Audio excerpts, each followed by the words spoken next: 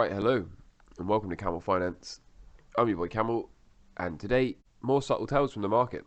The S&P, so far, is yet to take out the lows, holding like a champion. So, as I said before, can't get bearish until we lose the lows.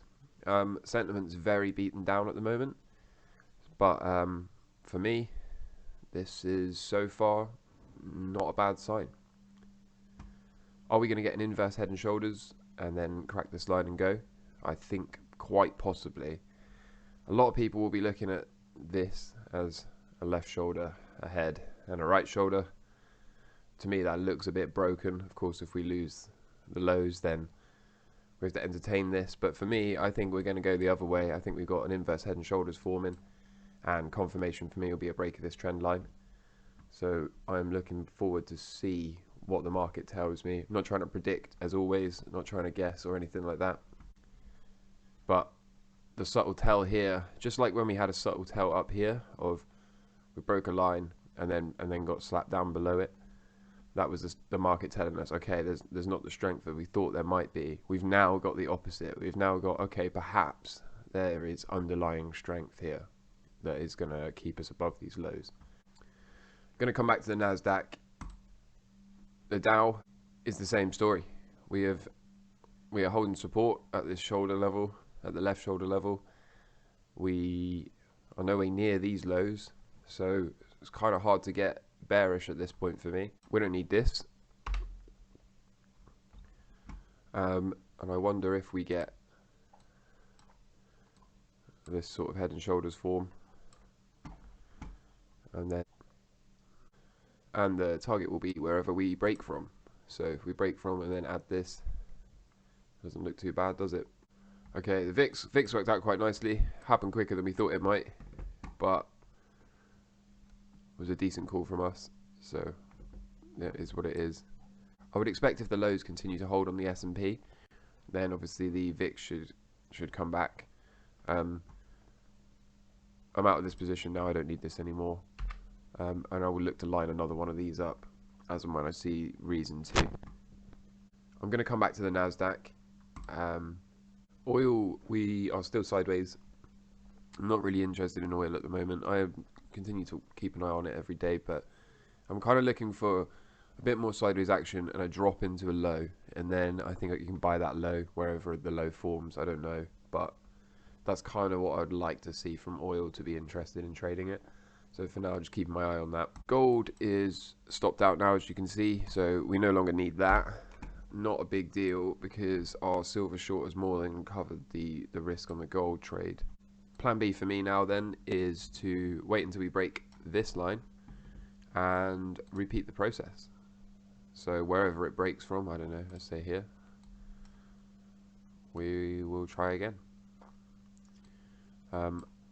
In one of the prior videos, I did actually say that once we broke this, that ideally we would see new highs, but it would be more likely that we form a lower high, and that would be annoying. But the good thing that we have formed this lower high is now when we actually break this line, we've got much higher confidence in actually making a new high the second time around. So if we can get good symmetry here as well, so if the distance between here and here is the same for the breakout area, so if this can occur, I don't know, somewhere around there, then this will be a really, really, really high probability trade. So that's really nice to see. So we will continue to update as and when. But for now, just sitting on the side, letting the silver short play out that we called from after we got slapped back down from here. If you've seen the prior videos, you know what I'm talking about. Same exact deal for the miners.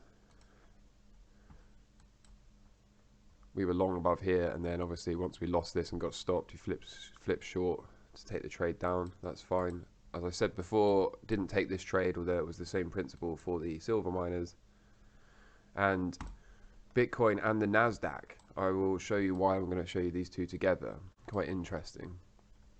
Firstly, Bitcoin, relative strength, again, still sideways, still saying the exact same things. What's super interesting to me about Bitcoin and the Nasdaq is Bitcoin is making higher lows here. Higher low, higher low, higher low. whilst the Nasdaq is making lower lows. Lower low, lower low, lower low. And of course another one here. So if I show you these two overlaid, you can see the Nasdaq is making lower lows, whilst Bitcoin is making higher lows. Now, for something that many people think is highly, highly, highly correlated, and maybe it is, maybe it isn't, I can't really be bothered to have that conversation at the moment. That's for another video, perhaps.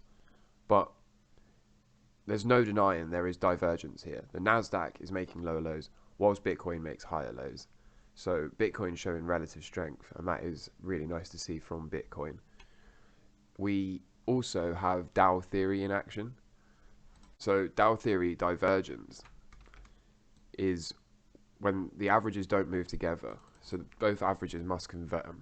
And since we have the S&P not making a lower low and the Dow not making a lower low, whilst the Nasdaq makes a lower low, then we have Dow theory divergence in action, which is usually a sign that the primary trend, which is currently down, is about to reverse. So things are looking like we could be close to a bottom. I'm not calling a bottom. I'm not suggesting we're going to be in a bottom. I'm not predicting anything. As you probably know by now, that is not my job. My job is to trade the chart in front of me and to show you how I do it in real time.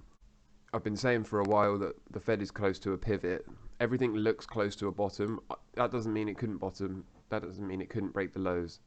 But everything looks close to a bottom. Everything looks like we could be setting up for a giant head and shoulders reversal pattern. We have divergence in play. Meanwhile, Bitcoin holds like a champion. Things are looking up. I think I've said this before on this channel. I do not trade on Fridays, or I don't open any new positions on a Friday because I'm not looking for weekend risk. I'm not looking to take on any risk unnecessarily. As a swing trader, I would prefer to make sure everything's okay Monday and then go from there. So I'll be waiting to see what Monday brings. In the meantime, I've got this, and I'd like to leave you with this. This is the percentage of global population using Bitcoin. We are so incredibly early. It's very easy to look at this volatility and go, oh, bad things are coming, bad things are happening. It's very easy to look at the price and say, oh, we're at 40k, like I missed Bitcoin. But you can see here, we are among, if you're holding Bitcoin, you're among the first people on the planet to hold Bitcoin. And we are not even close to the majority of people holding Bitcoin. As you can see, we're among the first few percentage of people, and this is going to start to double and double and double and double every year for the next few years.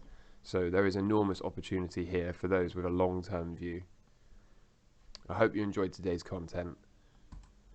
If you did, hit that subscribe button, share this around, watch me deal with the markets in real time, and until next time, I'm your boy Camel. Take care.